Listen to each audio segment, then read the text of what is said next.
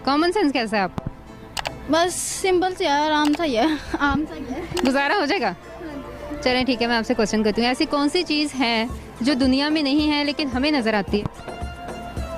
जो दुनिया में नहीं है और हमें नज़र आती है।